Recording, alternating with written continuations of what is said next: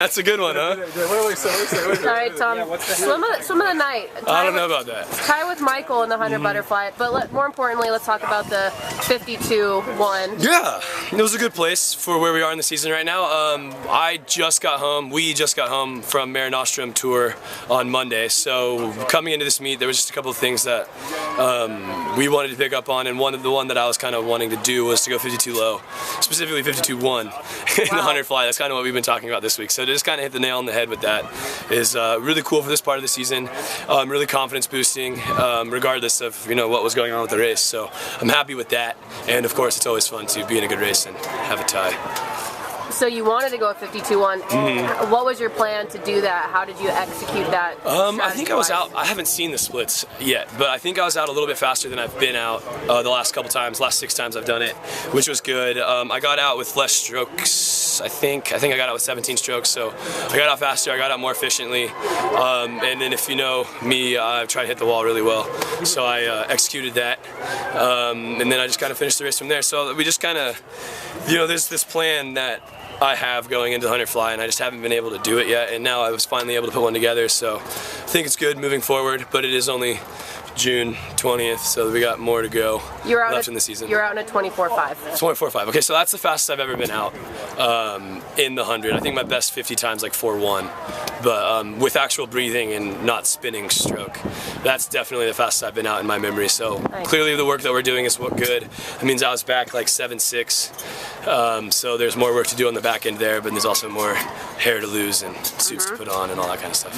You've been battling sickness. Yes, true. So talk us, what it's.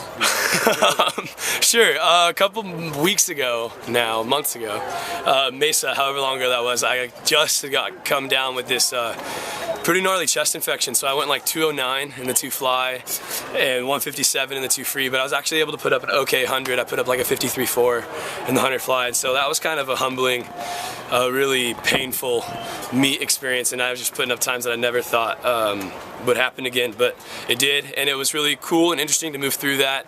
I saw a specialist, and he's really cool, and he's worked with athletes before, so it's just been really cool to be taken care of in that respect, and got the correct medicine, and it seemed to have seems to have gone away now.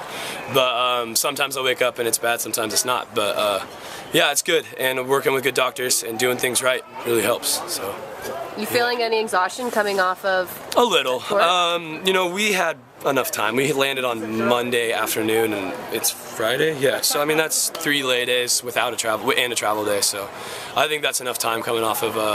So it's even more encouraging for your 52-1. Yeah. I think it's in a good spot. We didn't really. I mean, it's not like I put away like 12K every day this week. It's like we got ready for this meet. We got ready to to finish off our series of 4 meets here, and then pick up our training moving on. So it's cool to have my fastest swim be my last one in the 100 fly, but just good to be knowledgeable of where I am. I'm pretty sharp.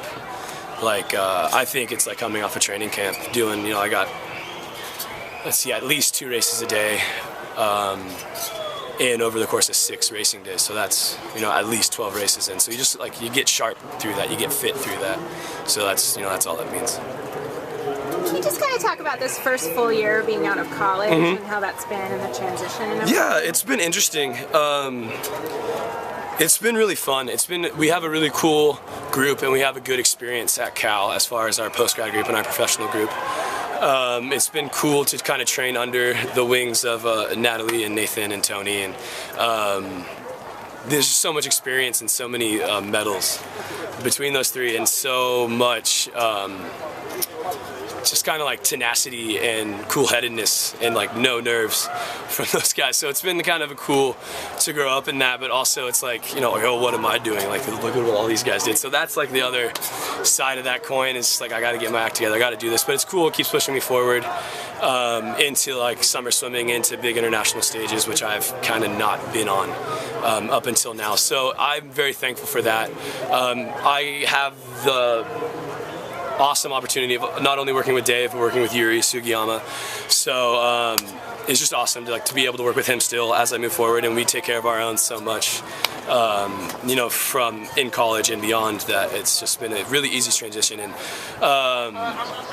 but it's something that's kind of unique to me or to us is I got engaged to Gianna a couple months ago, so that's been a cool experience and something that like obviously wasn't going to happen while I was in college. So she graduated, I'm soon to graduate, and we're moving through that now, so we're super stoked. It's exciting. So have you started putting, it's hard to put swimming aside as we build into the next big couple meets, but have you had to consider life after swimming now that a little you're bit, engaged? yeah, a little bit more like explicitly. You know, like usually, or guys I know that are my age, they know a year off of our careers in collegiate swimming.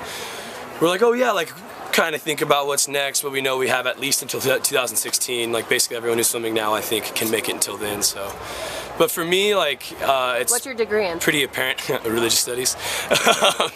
But I really learned a lot from it, and I really appreciate the education, whether or not the degree translates to anything. But one thing I do know is that yeah, that's been a very explicit conversation. It's like, what if this doesn't work out financially? Like, what if there's something that like we have to do, like as a couple?